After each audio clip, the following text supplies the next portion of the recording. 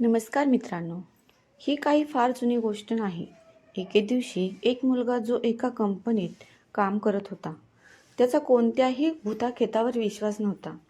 भूत आणि आत्म्याला तो केवळ मनाचा भ्रम मानत असे. एक दिवस त्याच्या कंपनीत काही कामाचे ताण वाढले होते. त्यामुळे त्याला घरी जायला उशीर झाला. रात्री उशिरा तो कार्यालयातून बाहेर पडला. तो त्याच्या बाईकने घरी जात होता. पुढे काही अंतर गेल्यानंतर त्याची बाईक बंद पडली. त्यामुळे त्याने बाईक पायी चालवत घरी न्यायला सुरुवात केली. काही अंतर गेल्यावर त्याला बस स्टॉप दिसला. तो दमला असल्यामुळे काही वेळ तो तिथेच थांबला. तेवढ्यात एक साधू त्याच्या जवळ येऊन बसला. साधूजवळ एक विडी होती आणि तो ती विडी विचित्र पद्धतीने ओढत होता.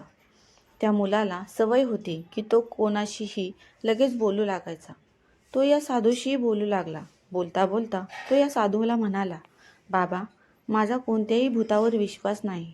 हे सर्व फक्त खोटे आहे, मनाचा भ्रम आहे." यावर साधू म्हणाले, "तुम्ही भूतावर विश्वास ठेवा किंवा नका ठेवू, परंतु असं नका म्हणू की भूत प्रेत नसते. हे सगळं अस्तित्वात आहे." यावर मुलगा थोडा हसला आणि म्हणाला, "जर भूतं असतात तर आपण का पाहू शकत नाही? आता तू मला या ठिकाणी भूत दाखवू शकाल का?" साधूंना वाटले की आता नक्की याला भूत दाखवावे लागेल. साधूने मुलाला स्मशानभूमीकडे चालायला सांगितले. मग काय, दोघेही तेथून स्मशानभूमीकडे चालू लागले. वाटेत त्या मुलाला थोडी भीती वाटू लागली. तरीही त्याने त्याची भीती कमी करून तो पुढे जात राहिला.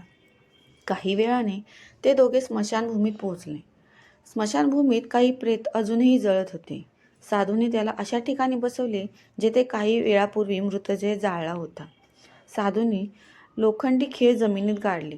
त्यात पांढरा धागा बांधला. या धाग्याचा शेवटचा धागा त्या मुलाला धरायला सांगितला. आता तो मुलगा मर्यादेपलीकडे घाबरू लागला होता. त्याचा श्वास वेगाने होत होता. यासोबतच त्याचे पायही थरथर कापत होते. तरीही त्याने धागा पकडला. साधूने 4 ठिकाणी काही बत्तासे ठेवले. सर्व बत्तासे त्या धाग्याजवळ एका ओळीत ठेवले होते. त्यानंतर ऋषींनी त्या मुलाला सावध केले. आता कोणती तरी आत्मा हे खायला येईल. जोपर्यंत ती आत्मा हे खाऊन निघून जात नाही, तोपर्यंत हातातला हा धागा सोडू नको. असे नाही केले तर तुला नुकसान होईल. मग साधूने मंत्रपठण सुरू केले. काही मंत्रांचे पठण केल्यावर साधूने मुलाला डोळे बंद करण्यास सांगितले. मग काही वेळाने डोळे उघडायला सांगितले. त्या मुलाने डोळे उघडले तेव्हा त्याने जे पाहिले त्यावर त्याचा विश्वासच बसत नव्हता. तेथे खरंच 4 आत्मा होत्या, ज्या ते बत्तासे खात होत्या. परंतु जेव्हा त्याने त्याच्या शेजारी राहणाऱ्या व्यक्तीला आत्माही तिथे असल्याचे पाहिले, ज्याचा काही दिवसांपूर्वीच मृत्यू झाला होता, तेव्हा त्याच्या हातातील तो धागा सुटला. आता तेथे तो साधू नव्हता. मुलगा पटकन स्मशानभूमीतून घराकडे धावू लागला. तो त्याच्या घराकडे पळत जात असताना मागून कोणीतरी त्याच्या नावाने हाका मारत होते. त्याला मागून अनेक प्रकारचे आवाज ऐकू येत होते. मात्र मुलाने मागे वळून पाहिले नाही.